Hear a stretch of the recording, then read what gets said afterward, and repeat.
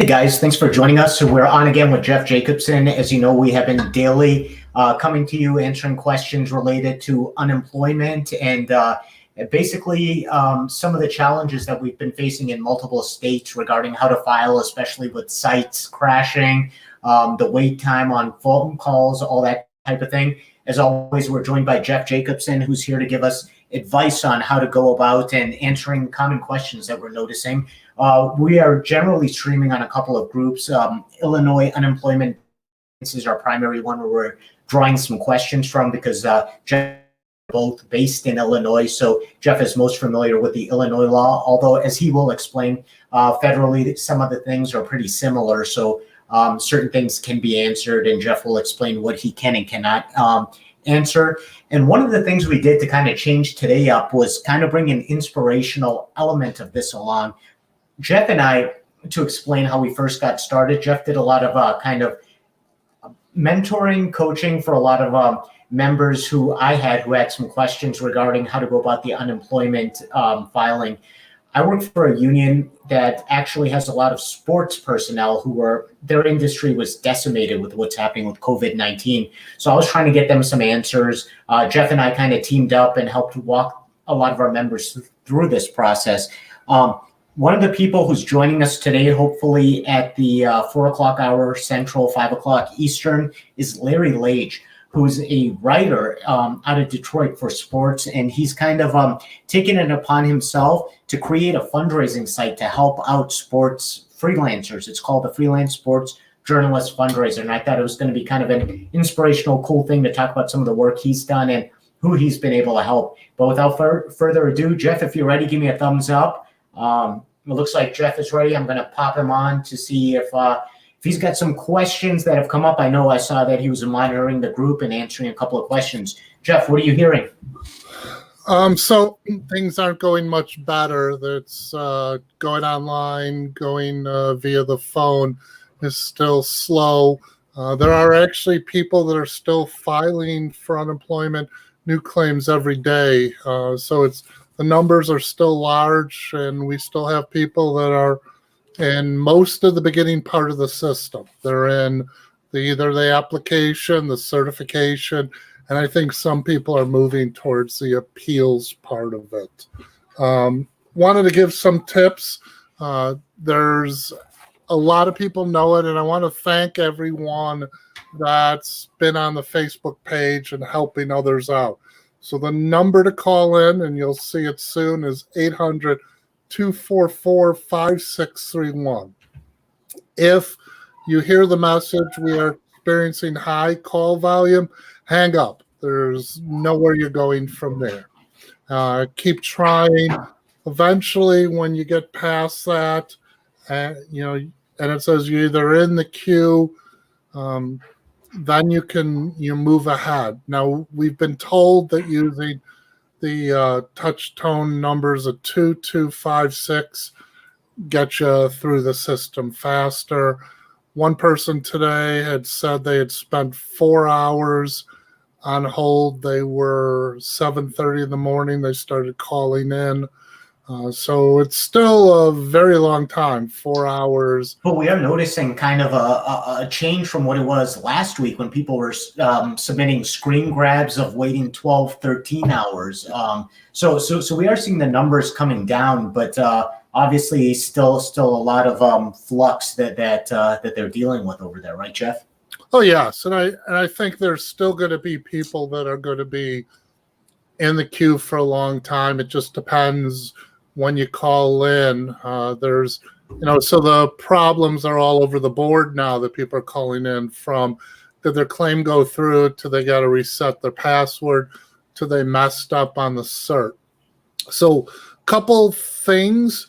The website has a screen to chat that pops up. It's not really a chat. What it is, it's an email system. So if you want, you can put your question in there and submit it. And I'm being told in a few days, someone will get back to you. So if you're calling in because of a problem, I would first do that. So at least you're in the callback queue. might get through by someone answering, but if it's going to take you a few days, someone will call you back. So use that chat pop-up, which isn't the chat, but use it. I think that will help. The other thing is they're saying when you're certifying, and that's when every 2 weeks you contact IDS to let them know that you haven't worked or what your wages are or whether your spouse is still, unemployed. If you mess up, the only solution is to log off close that web page. There is no way to go back. Also, if on teleserve, the phone number you call in, if it turns out you made an error on answering one of the questions, unfortunately, the only solution for that too is to hang up. Don't go through the process. There isn't an editing for either one.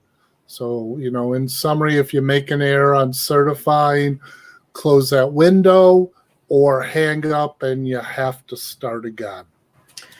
Jeff, I'm seeing that you posted something to the group saying you now have an application for Illinois unemployment and the appeals form on your website.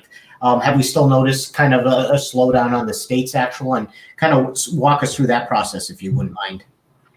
So there are some people that are having trouble getting on still to appeal, or because of all sorts of reasons, they can't go through the internet to apply. So I have a form someone can print out. They can print out, fill it out, and mail it in. It's as good as going online. It's just not as quick. So go ahead and do that. The other thing is if they're having problems and it can't get solved, they have a 30-day time frame for fixing it. So, for example, they're deemed ineligible for benefits, or their benefits are the wrong number and they can't get it solved. They have 30 days to get it solved, otherwise it's deemed final. So before the 30 days, if they can't get solved, they need to file an appeal.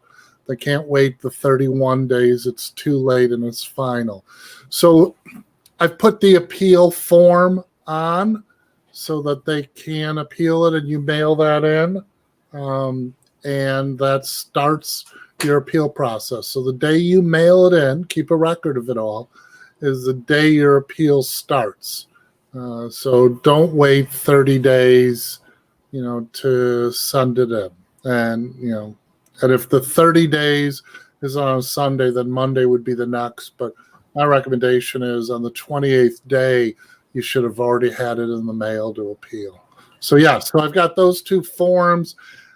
I don't think anyone needs really any other forms, but they can go to my website at jeffjacobsonlaw.com and go to the unemployment section. You'll find the forms. Fantastic. And if you're just joining us, it looks like there is an influx of people coming in. This is a daily segment that Jeff Jacobson and I have been doing. This must be like the 12th or the 13th one we've been doing, kind of. A lucky one, maybe. Yeah, I'm telling you. So we initially started collaborating because Jeff had the knowledge, being a former appeals judge at IDES, and I had some friends, members, and then members of the community had asked about certain requirements for unemployment. So we started collaborating between his knowledge and Sarah, who's not here with me today, but my beautiful wife, Sarah, who's also our producer. We've been kind of coordinating this question answer town hall to get questions answered for all of our viewers. Jeff, how's it been going? We've been getting a lot of very similar questions, but I think every time we reiterate some of the got-yous, we're able to help people out. For instance, what I've learned is don't say you're not available to work. Say you're available to work 5 days a week. Because even if you are watching from, say, Michigan, Illinois, Nevada, where the stay-at-home orders are still in effect, you are eligible to work because you can work from home according to how you explained it. Correct, Jeff? Right. So because of the governor's order, you can't go to work, but that doesn't make you ineligible. So in Illinois, they defined ineligible is everything except because of the the governor's order. So if you have to stay home because the governor's order, you're still available to work. So when it asks you how many days you're unavailable, if it's because you're staying home because of the COVID-19, you are unavailable 0 days. You're able to go to work. It's just because of the governor's order. And we'll see how that's going. We talked about that over time too. That's been appealed on one of the cases, although I don't know if you saw, a church has filed to find that the order is unconstitutional and the church should be able to have its services. I think there's 80 members, if I remember, with the church. And the federal court said that the governor's order doesn't infringe on the constitutional rights, that the governor's order is, basically good. It's enforceable. Interesting, though, the case that the judge referred to is a 1905 case, and the plaintiff was Jacobson. No one I know, but yeah, so. Somewhere along the family tree, maybe. I don't know, probably. So I think it's also important to make mention that the whole purpose of what we're doing here, as we have been doing, is to get your questions answered in this town hall format.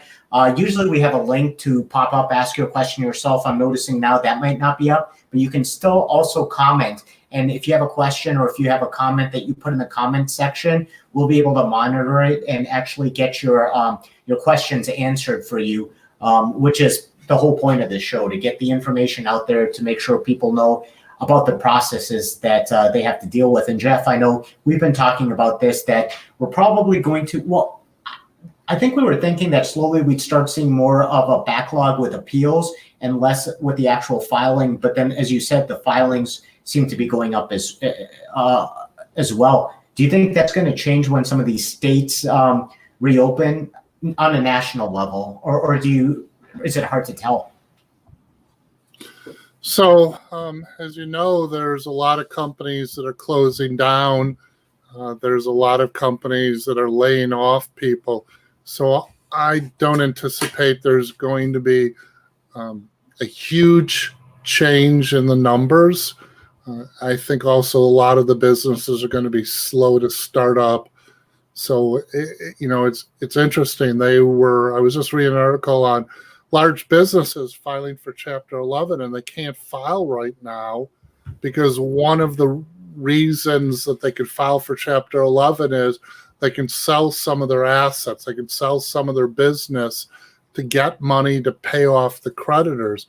Well, now with everything closed down, their assets aren't worth a lot to help pay off their creditors. So it looks like for the Chapter 11, those bankruptcies aren't going to start up till, the economy is moving again. But I think there's going to be a lot of businesses that are closed down. I wanted to show, and we'll see if I can, that there's a map of the United States. Let's see if I can go for a second. Can you see that, Raza? I cannot. No map is. Yeah, I can right now. Do you want me to punch it up on the screen here? Well, it should be on my window. Let me see if I can punch it up. Hold on, I just lost it. Bam. Bam. Let me. And again. I just lost it. Yeah, sorry about that. But there's. No way, I like pushing that button. Here it is. So this is job. Do you got it? Boom. Yes. What am I looking at? Okay. What is this? So this is jobless claims as a percentage of the labor force. So if you look, Illinois is one of the smallest percentages. So it's 7 to 13% approximately of people that have no jobs versus the labor force. Texas also is in that same one. And if you look at some of the states like Colorado, it's more than 23%. So the bright red are, those that are at a high level. So you've got Indiana that's 13 to 17.9%, and they have it at 15.1%. And those are people that aren't working as a percentage of the labor force, which I think is a good number. Instead of just looking at the total population, Illinois is at 11.5%. You got Wisconsin that's at 12.6%. So I thought that was at least an idea of how the states are with the percentage. Well, Jeff, I was curious. Our neighboring states that have opened up, Wisconsin will be opening up soon, I believe. I think Missouri's in the process of opening up. I was going to ask you what the stats might be in those states, but they probably wouldn't be reflected as of yet, correct? That's probably going to come out later in the week. Well, the jobless claims versus they're usually a month behind because the companies report to the Department of Labor and then they do a calculation on it. So it's not instantaneous. There are some organizations, ADP, that are trying to put together good numbers on what it is. But Wisconsin is 12.6 and Illinois is 11.5. So Wisconsin has a little more unemployment than we do. What was the other state you had? Missouri as well. Missouri should be opening up from what I heard this week. Yeah, so Missouri's at 12.9%. Michigan is at 23.8%. So those are actually very high numbers. And it's, we'll see, because we've got a couple things. We're not going to get the data for quite some time on jobless. And then the coronavirus has got 2 weeks that it can sit in your body before some kind of, something happens. So there's, we'll see what happens with those states. It certainly would be great if we can all go back to last year at this time when there wasn't a coronavirus, or we didn't have to worry about it. And there's a lot. I also there's a couple sheriffs in Illinois that are saying they're not going to be enforcing the governor's order. So I don't know how that's going to work. Can you elaborate on that? What exactly do you mean by that? Not enforcing his order for an extension of stay at home? For the stay at home, for wearing the mask, they're not. They've said they're not going to enforce it. I don't know what they're actually going to do. Law enforcement has discretion in, when someone violates a crime, they're given discretion. They put their lives at stake, and sometimes they charge someone for violating a crime, and sometimes they don't. So I don't know if they're going to use their discretion or just never charge anyone. I mean, I would be worried if there's someone, an elderly, that's compromised and someone is, spitting and has coronavirus. But, we'll see. So, yeah. And the other interesting thing is there are people that have problems with masks. They have all sorts of issues, physical issues. So, those people, allergies, for instance, or maybe heat sensitivity, or well, so it can be anything from mental to physical. I mean, some people have a phobia of wearing a mask. Some people are asthma; they can't breathe with the mask. So there's all sorts of issues that we're just learning about. We're just addressing. So it'll be interesting to see. Like I have a P95 mask. That's one of the top. It's got the cartridges to breathe and stuff. Well, it turns out, I just found out, when I breathe out from that mask, there's nothing that filters my air for everyone around me. It filters all the air I breathe in. It's got the cartridges, so I get pure air. But when I breathe out, and you see that also on the N95s, when they have that little white plastic thing by the center of the mask, Right. that's just a little rubber seal. So when they breathe out, all their breath, their air, go out unfiltered.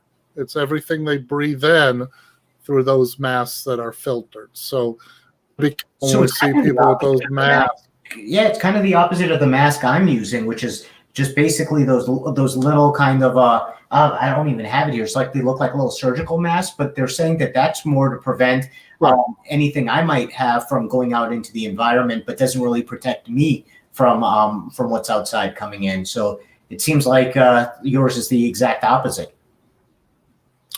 Well, right. Mine's filters far better than those masks for me. But it's, those masks, and there's, probably millions of people that are wearing the mask with a little plastic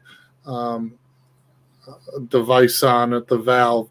But yeah, so that's a problem. I was just reading too, if you use 600 thread per inch fabric and a piece of silk, that will stop the coronavirus.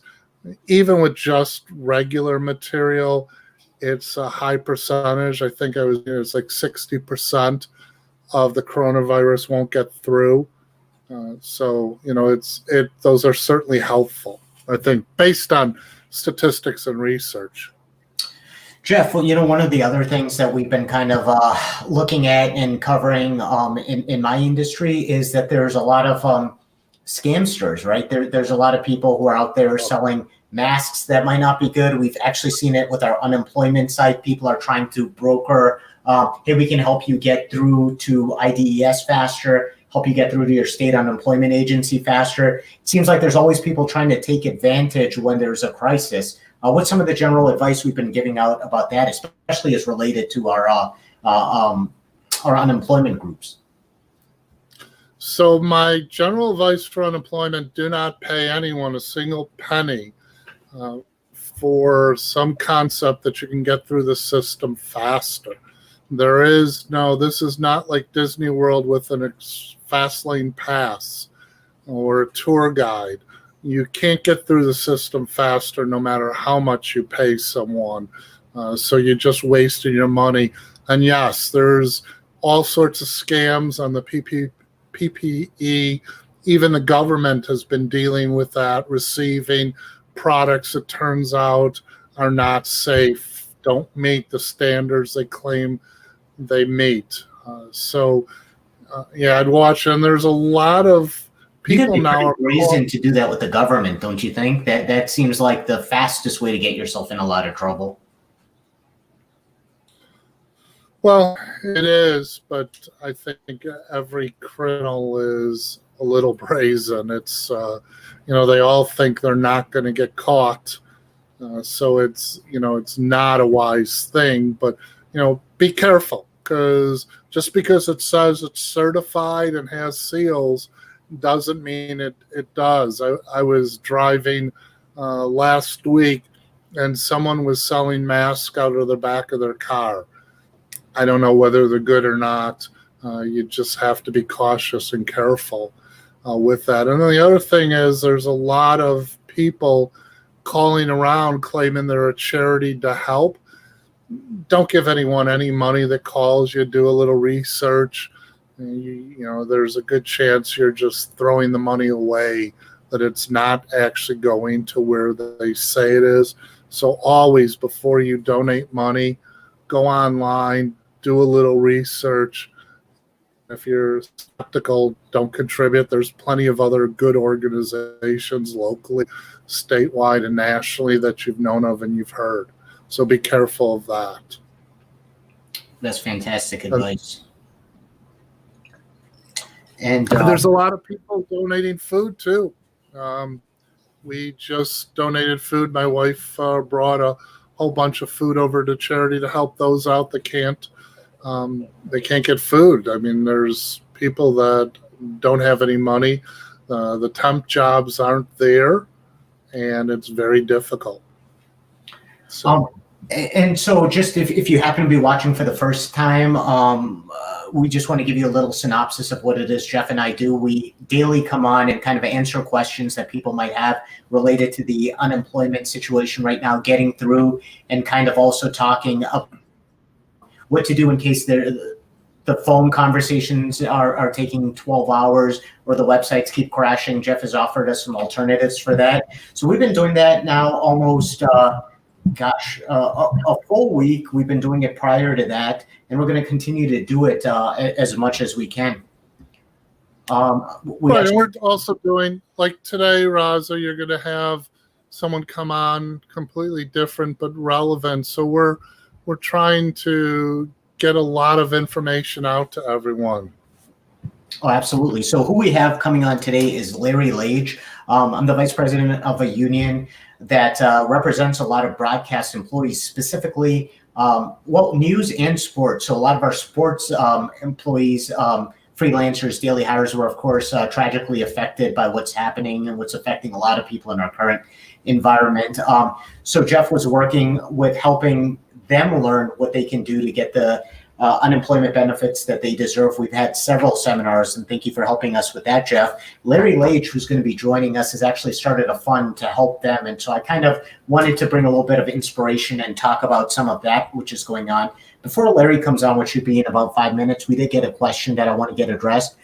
I was notified today that with all my prior quarters that I did not make enough, 1508 out of 1600, I was denied. Is there anything that I can do to appeal? I am a high-risk category in addition to being a caregiver for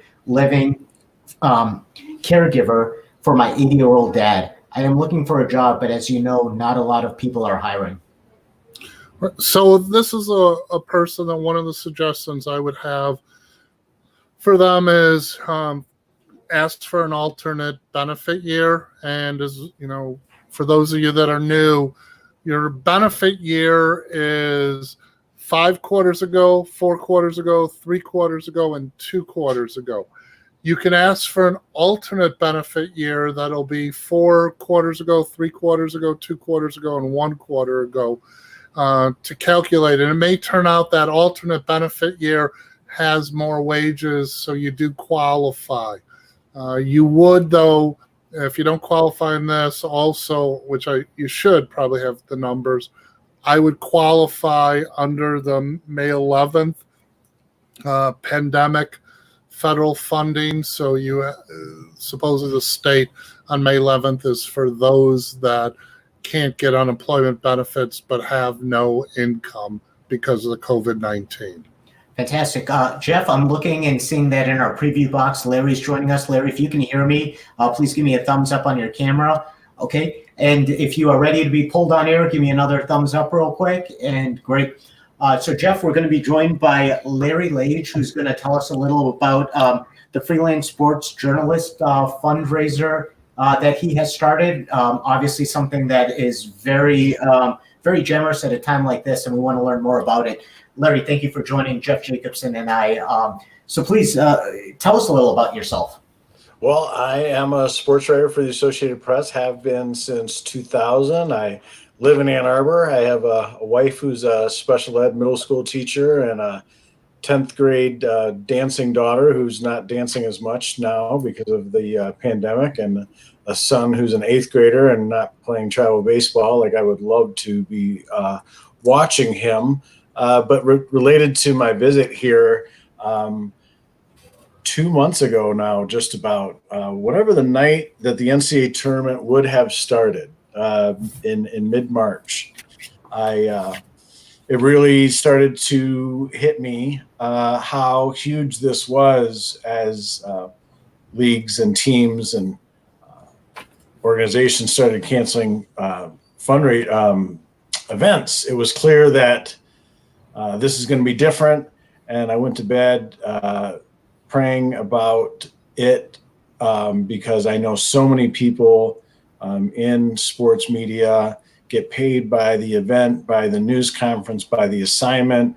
They're assignment to assignment, paycheck to paycheck. And I went to bed thinking about them, praying about them, and I woke up the next morning thinking about them again, and I literally started to cry. And I decided in that moment I'm going to try to do something. I have done Facebook fundraisers before for my birthday. My parents are deaf and my nephews are deaf. And one year I did a fundraiser for the Indiana School for the Deaf, raised a few grand. Most of that money went to the school. Facebook takes a very small percentage. I'm sure it's a third party, but we won't get into that. But they created a way to use social media for good. And I had experienced it myself and figured, you know what, I'm going to put $100 in this fund. My friends will come through. We'll raise a couple thousand. A handful of people I'm thinking about in Michigan, I'll send them a few $100, some goodwill and cheer, and go on my merry way. Well, very quickly, with the help of my friends on Facebook, we raised a couple $1,000s. About a week into it, Jeff Seidel of the Detroit Free Press reached out to me wanting to write about it. And I said, as long as you can do me a favor and make it as clear as possible, I'm not doing this for me, the publicity that is. But he did a great job, and I've done a bunch of TV interviews. The Ringer did something on it. The Free Press, as I mentioned, the Ann Arbor News, Lansing State Journal, where I was a freelance journalist 23 years ago, making $25 an article. So the media has helped it go to another level, but frankly, in recent weeks, it's fallen off because people that were going to give have given. It hasn't reached many new faces and eyeballs. So hopefully, people watching this can give a little. And as I've said many times, if all of us do a little, we can do a lot. And I realize some people have lost their jobs; they can't spare $5, and I get that. But I hope that everyone watching this or listening to this can simply share the Facebook fundraiser on their own social channels, because everyone can do that for free. And there have been more than 100 people that I've given money to, from New York City to Los Angeles, in print, radio, TV, talent side, production side, front of the camera, behind the camera, even a makeup artist. And what's really neat is more than 90 of these people I didn't know 2 months ago. I'm not necessarily paying the mortgage or rent for anyone, maybe not even a car note, but if you have no income and a stranger sends you $100 or $200 or even 50, it means something to those people. And it was something I could do. That's a short answer, a long answer to your question. Well, Larry, I appreciate that everything that you're doing and that you'd come on and share the message. I know we talked a little bit. I want to give you a little background as to how Jeff and I know each other. I'm the vice president of a union, NABET, that represents a lot of the photographers, technicians. Jeff is an attorney, but he actually was an appeals judge with the Illinois Department of Employment Security. So he came on board and we started collaborating, because a lot of our members also needed help. No one had ever seen something like this hit so devastatingly and so fast, change worlds upside down. So we've been kind of doing these Facebook Lives to engage people. We were actually by a member in Michigan turned to what it is you're doing, who said, hey, you might really want to reach out to him. Just to tell the story, if there's donations that can be brought in, perhaps we can do that. Perhaps we can tell about what it is that you do.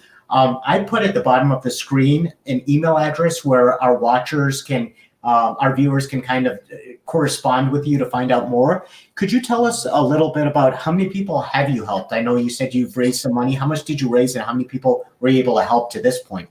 So the list that I have, I'm kind of keeping track on my own, because my accountant said as long as you pay out all the money that comes in, you're not going to have any problems, and no one you're giving money to is going to have any problems. So I have more than 100 names, just over 100 names on my Google Doc, from Los Angeles to New York City and all parts in between, that I've sent distributions to. On Facebook, $21,549 has been raised by 319 people.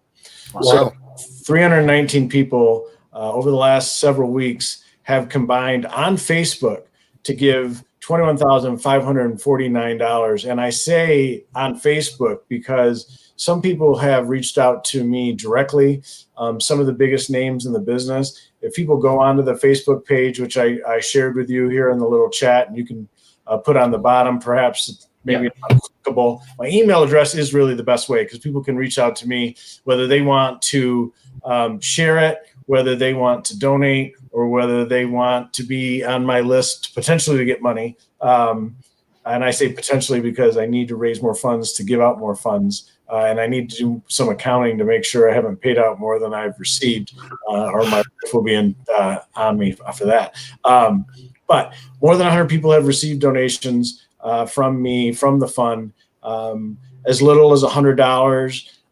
And some freelancers closer to home have gotten more than that. And it started this way. So there was a handful of people I was thinking about in Michigan that really inspired my prayers and led to my tears the next morning.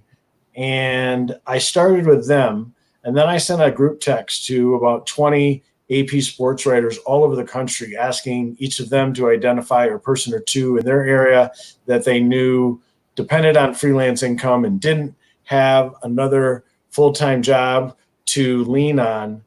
And I got names from those folks. And then as I reached out to people, some declined it politely, saying whether they're, maybe in their young 20s and their parents can still be that safety net, or maybe someone felt like they weren't as needy as others. And for those people, I would obviously say thank you. And for anyone, I would say, find me someone who could use the help. Because everyone says, what can I do to help? And whoever asks that question, I say the same thing. Share this on your social media. That's free. Give if you can. 3, find me someone who needs the help. And so that's basically what I've done. And some of the people on this list are probably 3 or 4 removed from the original person that I connected with, which is really powerful as well. And every part of the industry has been affected by this. There are other efforts that I've seen on social media doing the same, and I applaud all those efforts. And I realize this is not a good time for a lot of people to donate. But like I said, it's free to share it on social media, and no donation is too small. If 100 people Well, that's you $5. say that, Larry, but we're hearing about people that are getting their stimulus checks and they're donating that money. They've realized they don't need it. And like you said, there's a lot of people scraping together to try to just survive. So I applaud you on what you're doing, because there's, especially in that area, it's difficult. And so, I mentioned how much we raised on Facebook, nearly $22,000. One famous sports media personality I won't mention sent me $2,500 directly to my Venmo. Another one has sent me $500 check. And others have sent me $1,000 or $2,000. I mean, we're talking about highly successful, rich people in our business who are grateful enough and appreciated enough that they're giving back monetarily and also on social media. We got a Woj bomb with this. Adrian Wojnarowski, maybe the #1 pick in the NBA media draft, he tweeted this out to 2 million people. Dick Vitale has shared this. Desmond Howard has shared this. So I've gotten a lot of support from a lot of people, including both of you, and I appreciate that. The Facebook fundraiser, I started off with the default, which was 2 weeks, and it started to pop up to say that it was expiring, and I looked into options to extend it, and I extended it to the maximum of 3 months. Believe it or not, I think we're down to 5 weeks. So there's still time for people to give, to share, and hopefully for me to give. I mean, nothing would make me happier than to, let's say, raise another $5,000 so I can send $50 to 100 people. I would love to do that, but I can't do that if I don't get more donations.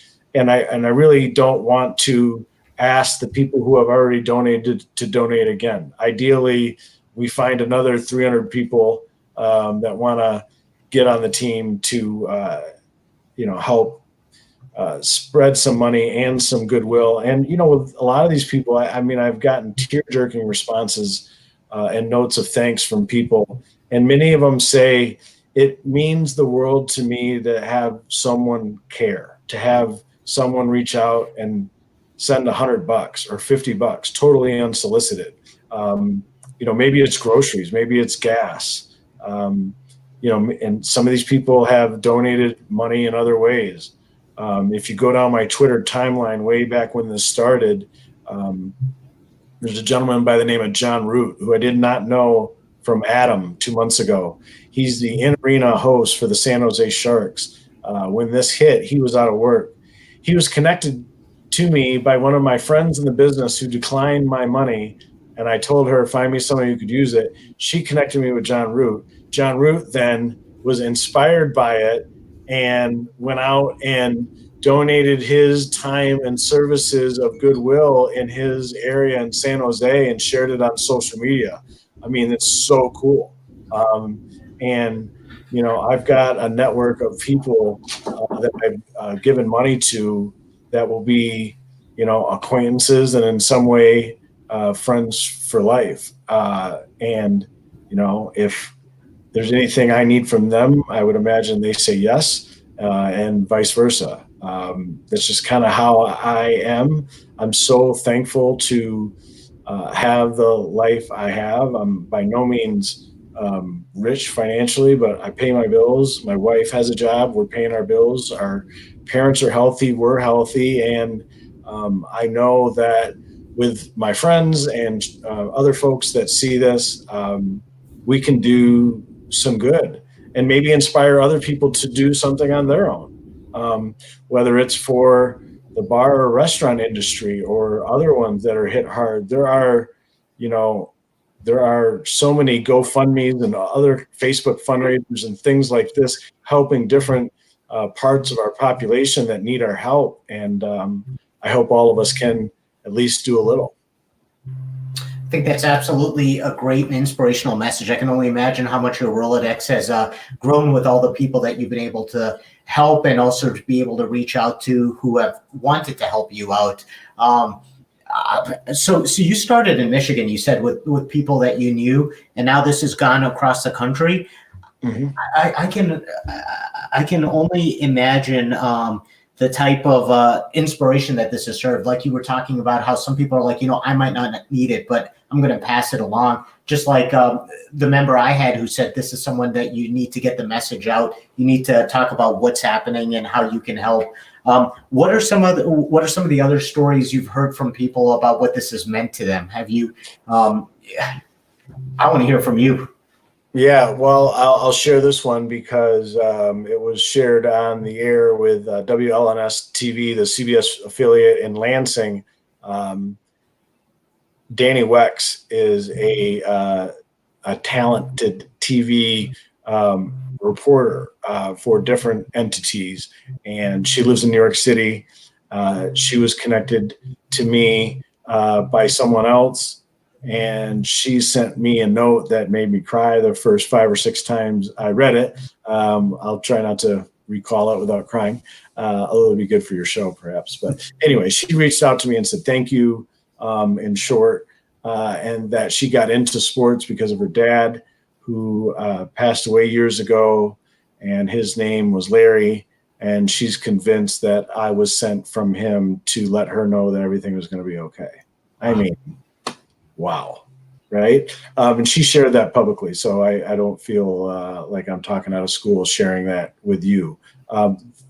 There's another person, I can't even tell you who it is, but has cancer and is a freelance sports media person, and he was also touched by my donation, which came out of the blue. There's a group of behind the scenes TV production people who are not unionized in Detroit, who work for primarily Sinclair Broadcasting, which bought the Fox regionals when Disney had to sell it. And there's been much to do about how Sinclair has handled this. The AP actually wrote a story about it. In short, the cameramen and women, the men and women holding cables, taking care of the audio, all the technical behind the scenes needs for almost all of the broadcasts that you see are largely independent contractors who work their city. When the games come to Detroit, these men and women go to work. When the games are in Chicago, it's a whole other set of men and women going to work. And this plays out in Miami and New York and whatnot. And when there are no games, those people don't get paid. Now, there were some network partners like CBS, for example, paid their behind-the-scenes TV crew for the money they lost when the NCAA tournament was canceled. That was not the case with all TV production crews. So there are more than a dozen TV production guys in Detroit on my list. There are a lot of other outlets, won't get into names, that have a lot of freelance journalists that are out of work that are on my list. And I really think when you help someone that you don't know, that's like the best level of service you can give to humanity. It's one thing to help your family. It's another thing to help your friends. But if you're willing to help your neighbor on earth that you don't know, I think that's the best kind of help and community service that you can do. And I didn't intend to have that be a result of this. It just organically and perhaps divinely happened. Well, we really appreciate everything you do. And just for a clarification, when I'm looking down and you're seeing it here, what I'm doing is answering questions and sharing this to sports groups and also to other people who might want to donate. We're seeing some questions come up here. How are these fundraisers categorized, and can they be found on one page in the link? And I do want to tell you that that link was provided to me, and I'm going to put it in the description right after this. It's got a lot of numbers, so if I put it in the caption here, I don't think it's going to do anyone. Right, it's not clickable there. But I am going to put that there. So, John, thank you for that question. And I myself will be donating as well afterwards. I think this is a very important cause, and I really thank you for stepping up. Like you were talking about with unions, even like some of our companies, ESPN, CBS, I mean, they paid certain amount for the cancellation fees about what was booking, but even those guys have had to kind of step back. So this was obviously very urgent. It gave us a chance to kind of get ahead of it, and Jeff and I talked to our members about how to look into unemployment, but I didn't even think of the people who immediately, when this went into effect, were immediately affected. So thank you for helping address their needs urgently and quickly. And I just did this on another window browser, and I've done it before. But if anyone who wants to find the Facebook fundraiser, if you do this in a Google search, Facebook fundraiser, freelance sports journalist, it's the first one that pops up. And so pretty easy to find it with a Google search as well. Thank you for sharing my personal email. People can reach out to me. The best way to donate money is actually to contact me and get my PayPal or Venmo or Cash App or Zelle, because I get the money quicker and no one's taking any fees. I'm making this much in administrative costs out of this, which is nothing if you're not watching. So every dollar that comes into my bank is going to someone who needs it. And if you go on my Twitter timeline and scroll down a little bit, you'll see a little public dispute I had with Venmo because I maxed out the amount of money you could give in a given week. I believe it was $3,000. They've since raised my limit. And I guess because of like money laundering and other reasons, Venmo has these safeguards in place that I didn't foresee when I was trying to do good and send money, and they were holding me up. So I was sending people to PayPal, but it was kind of interesting. I also, you can see on my Twitter timeline, my Twitter handle is just my name, Larry Lage, Lage. I also did a shout out to Lake Trust Credit Union, where I do my banking, because they reversed a insufficient fee charge that I got because I was paying out quicker and more than the money was coming in. Because if you put $10 into my Facebook fundraiser, in about 10 days, I'll get $9.50 in my bank. So it takes a while. Facebook holds onto it, or its third party makes some money. I'm not mad at them. Then they send it to my bank. Bank makes some money for a couple of days, and then it makes it to me. So if people reach out to me via email, they're ldub@umich.edu. I can help them bypass that. Or if they're in the business and they need help, and I cannot promise anything, but chances are I'll be able to send something.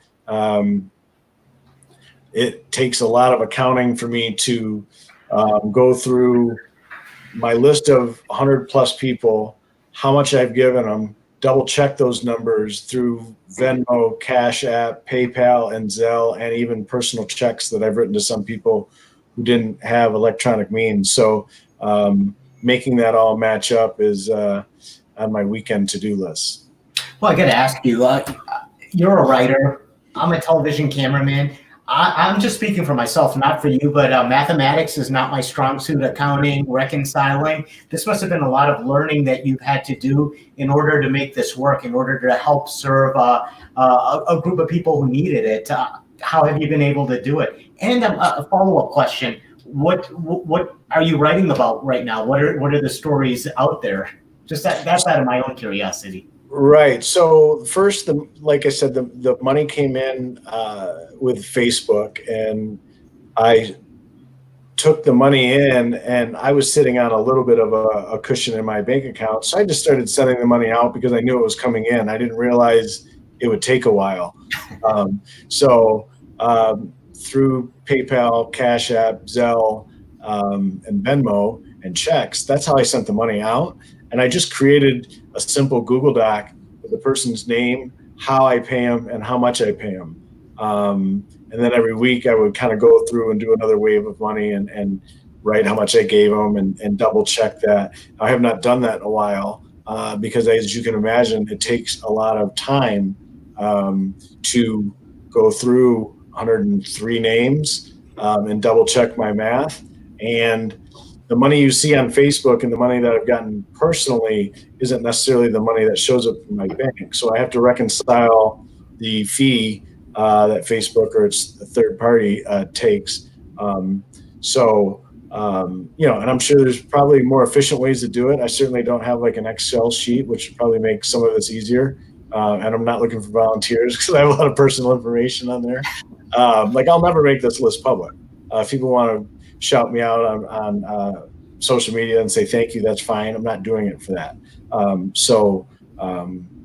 And then in terms of what I'm writing about for the AP, going into the pandemic and during the pandemic, one story has unfortunately stayed on my radar, and that is the late Dr. Robert Anderson, who was a sports doctor at the University of Michigan,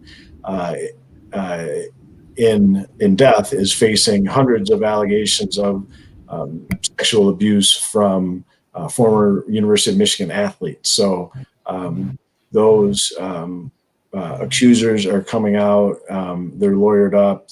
They're suing. They're talking out of court. University's responding.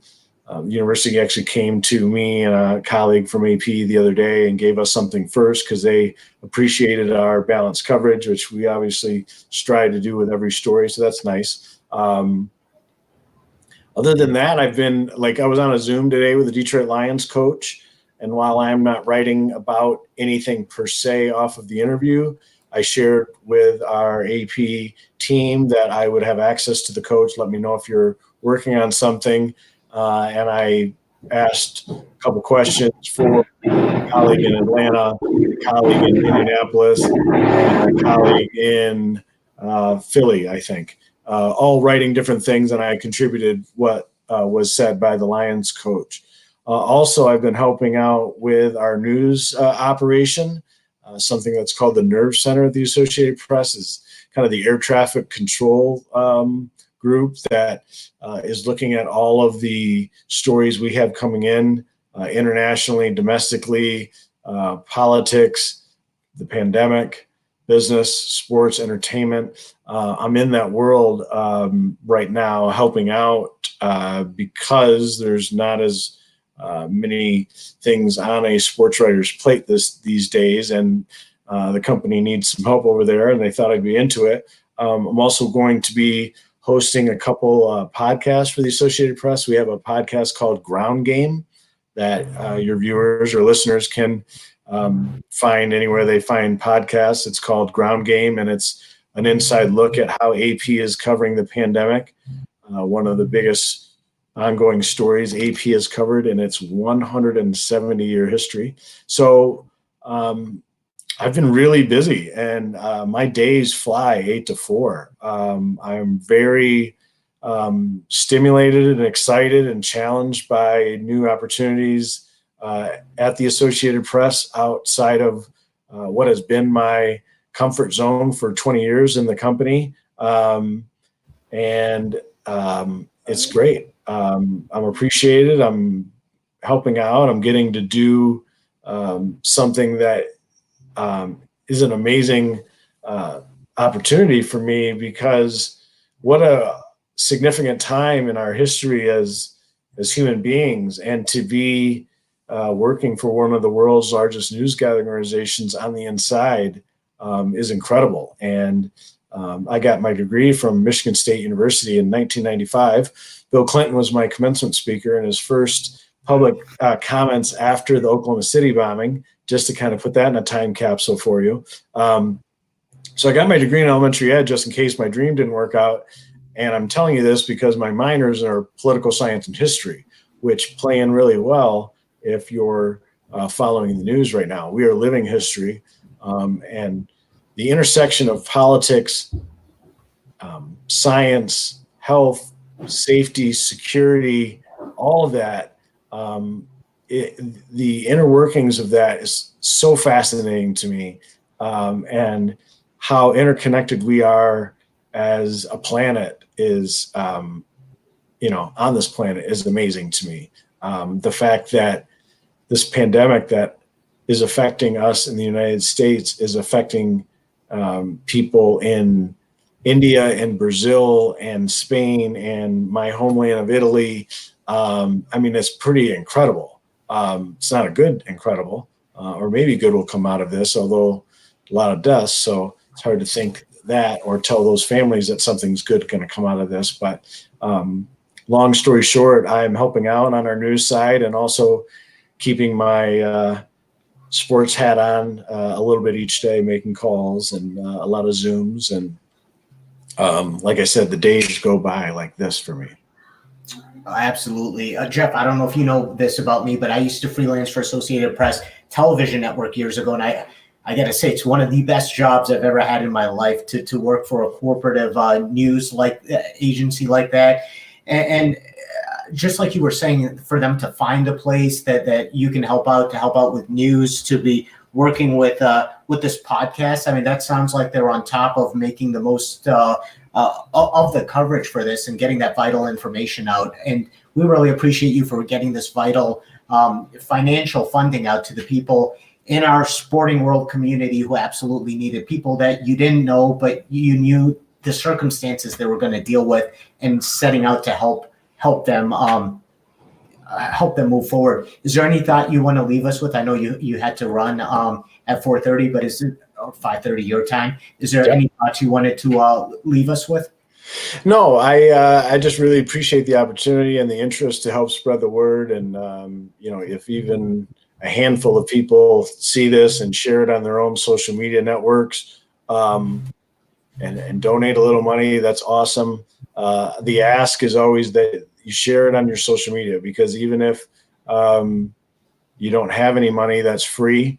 I can't imagine there's anybody in the world that would have a problem with you putting this on your feed. There's obviously a lot of fundraisers out there. I'm not saying this is the only one, but I can guarantee that any dollar that hits my bank will go into the pockets and with a touch into their soul as well.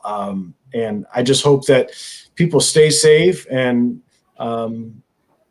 do what they're supposed to do, and yet get outside and walk every day, no matter where you live. That'll be one of the good things that I take out of this. I have become a daily morning walker. I used to work out pretty regularly at Orange Theory Fitness, and I'm still doing some of that online. But, I was never a person that would like go out on, a morning walk. That always seemed like something old people would do. But now I'm one of them, 11 days from my 47th birthday. So hopefully. You're not old.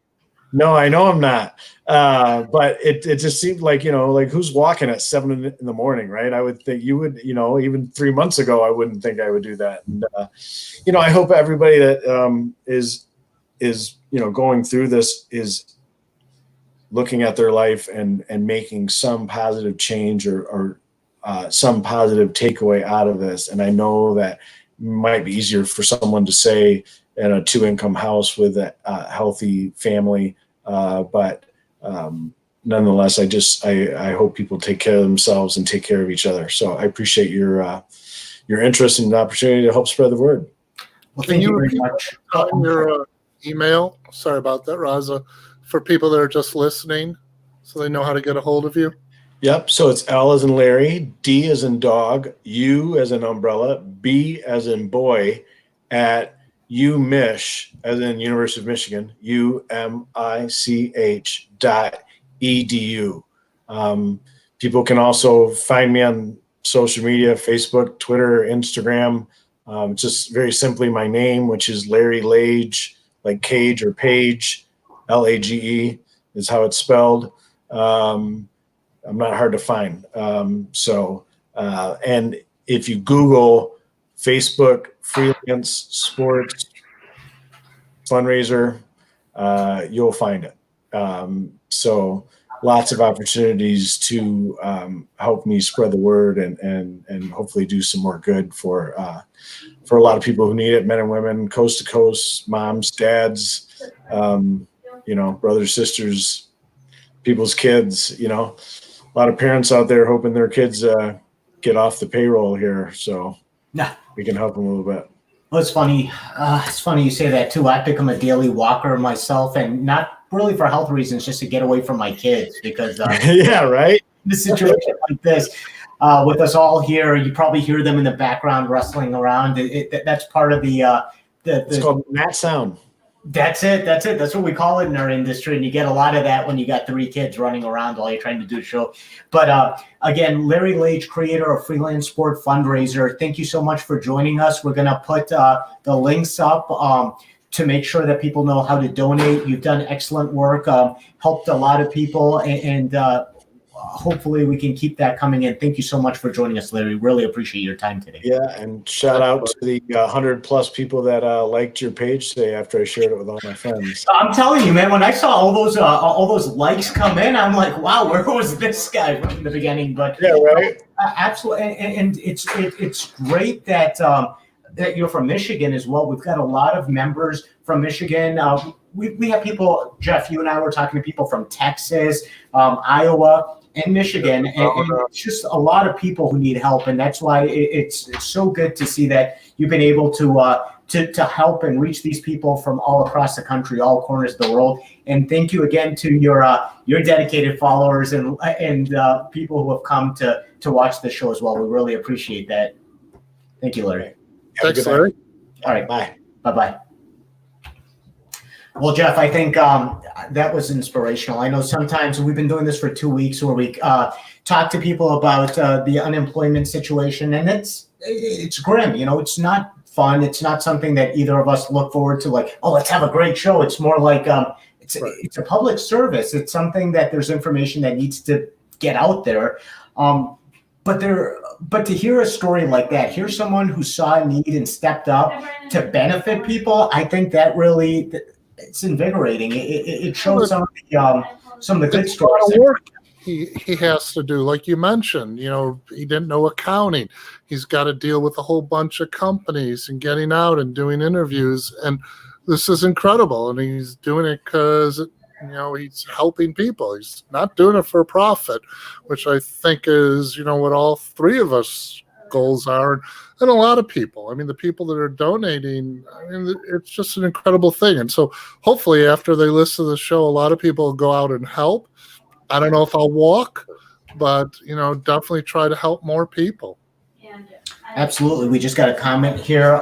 Thank you for sharing this. It's a global pandemic and we all need to work together. That's exactly what you're doing. And John, you're absolutely right. That's what all of us are trying to do. Even when we've talked about this countless times too, Jeff, when we have these seminars, we have people who comment, who start helping each other out organically. Hey, you're having this situation. This is what worked for me. Try to do this dial up, try to do it this way. And that's what it's about. We've got to come together. And I think that's what humanity is kind of all about. No matter what challenges are put, we're physically separated. We're doing this all technologically, but we're all coming together. We're coming together to kind of help humanity, help our fellow brothers and sisters who are out there dealing with the exact same uncertainty that we are. But we come out of it, I think, a little better knowing that we are there for each other, despite what obstacles and circumstances that we're forced to deal with.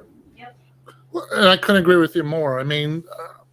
The people that are working to help others, from the first responders, the nurses that are doing double shifts, the people that are donating money, the people that are organizing food for food pantries, all these people, it's I can't express how great it feels to know that there are so many people that want to help others out when they need it. It's, I think that for me is what life is about, is helping others out when they need it. It's, so this is, this show is taken off and I think it's really great what people are doing.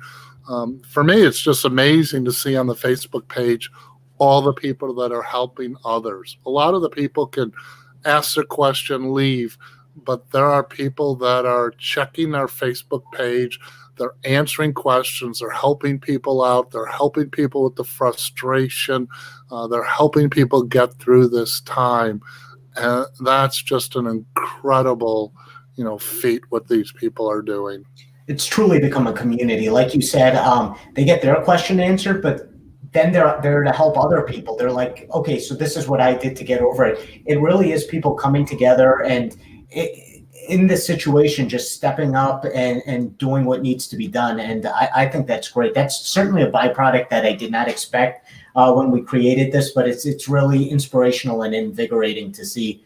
And again, just if you're joining us, this is part of a daily show we've been doing now. This is our second consecutive week, minus the Saturday and the Sunday, where we've kind of been doing a lot of these. Prior to this, we've done workshops and we've done things as it could, but Jeff and I are both committed. Sarah, when she can join us, are committed to getting the information out there, to answering your questions as long as we need to. This is a process that hopefully won't last as long as it could, but you never know. And we need to be out there providing those resources, that information. So we're going to be on 7 p.m. tomorrow? I believe that is correct. Yes. So this week, because of obligations, was a little more scattered. Last week, it was 1 o'clock pretty regularly. Tomorrow, 7 o'clock to answer your questions. And we'll post the rest of the schedule for this week. And then next week, it's going to be noon. It's going to be a lunchtime business hour. Jeff Jacobson, Raza Siddiqui. Non-business hour. All right. I hope I didn't infringe any copyrights with that, but it's essentially going to be an opportunity to dialogue and get your questions answered. We anticipate that at some point it's probably going to be more about the appeals processes, with people having some situations as those come up. But whatever your question, we're going to be here ready to answer those for you. Jeff, anything you want to leave it on? No, I think that's it for right now. I think we'll leave it on a positive note. Hopefully everyone stays safe till tomorrow, and I'll see everyone then. See you then, Jeff. Thank you again. Talk to you tomorrow. Bye, everyone.